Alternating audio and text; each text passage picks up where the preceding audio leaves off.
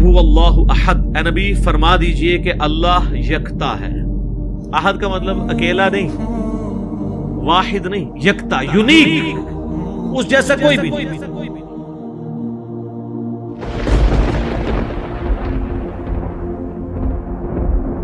اللہ الصمد، وہ بے نیاز ہے۔ یہ تو ہم اس کا بالمفہوم ترجمہ کرتے ہیں، اصل اس کا ترجمہ یہ کہ سب کا پشت پناہ وہ ہے، سب کے پیچھے وہ ہے، سب کا سہارا وہ ہے، اس کا سہارا کوئی نہیں ہے۔ سمد عربی میں اس چٹان کو کہا کرتے تھے جو جنگ میں دشمن سے بچنے کے لیے پیچھے پہاڑ لیا جاتا تھا تاکہ پیچھے سے حملہ نہ ہو، اس پہاڑ کے لیے بھی سمد کا لفظ استعمال ہوتا تھا۔ اللہ الصمد، اللہ بے نیاز ہے۔ لم یلد ولم یولد، نہ اس نے کسی کو جنا اور نہ وہ کسی سے جنا گیا، یعنی اس کا بھی کوئی باپ نہیں ہے اور نہ وہ خود کسی کا باپ ہے۔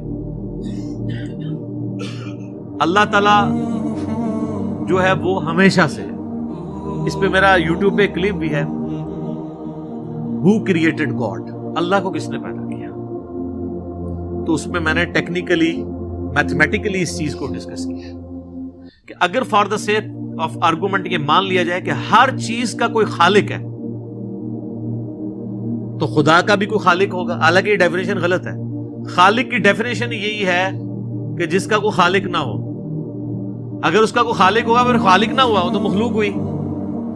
اللہ مخلوق نہیں ہے، اللہ خالق ہے۔ تو میں نے اس میں ٹیکنیکلی بتایا تھا کہ اگر for the sake of argument یہ بات مان لی جائے کہ اگر کسی ہر چیز کا کوئی کریٹر ہے تو اللہ کا کوئی کریٹر ہوگا، تو پھر جو اللہ کا کریٹر ہے اس کا بھی کوئی کریٹر ہوگا، اور پھر جو وہ کریٹر ہے اس کا بھی کوئی کریٹر ہوگا، تو کیا یہ ایکویشن کہیں پہ رک سکتی ہے؟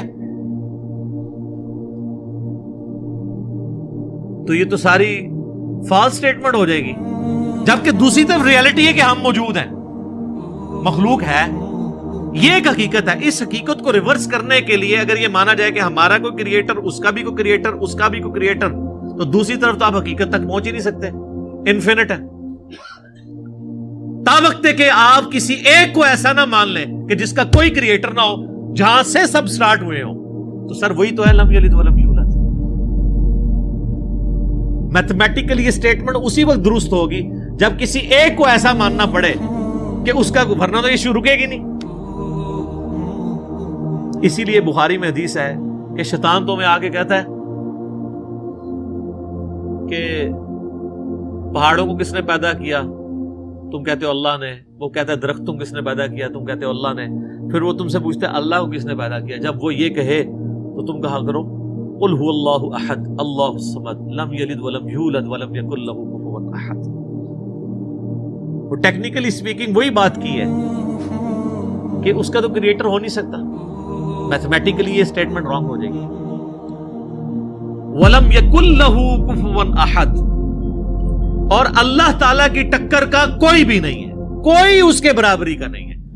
یہ وہ ٹیسٹ ہے چوتھا جس پہ کوئی دنیا کا بندہ، کوئی کائنات کے بڑا سا بڑا انسان بھی پورا نہیں اتر سکتا کہ اس کی ٹکر کا کوئی ہو، اس کی برابری کا کوئی ہو۔ کوئی کتنا بھی بڑا ہو مخلوق ہوگا، مخلوق ہے تو اس کے ساتھ نیند جڑی بھی ہوگی، مخلوق ہے تو اس کے ساتھ کھانے پینے کا محتاج ہوگا، مخلوق ہے تو وہ پیشاب کا محتاج ہوگا، اور سب سے بڑی محتاجی کہ اسے موت آ جائے گی، اور اللہ کو موت نہیں آتی۔ وہ الحی القیوم،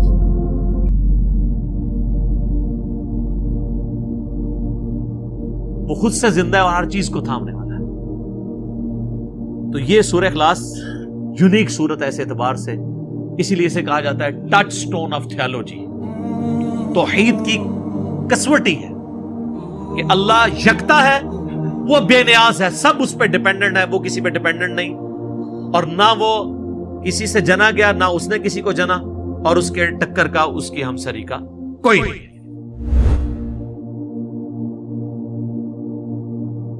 اور مشرق اور مغرب سب اللہ ہی کا ہے، تو جدھر بھی تم رخ کرو ادھر ہی اللہ کی ذات ہے۔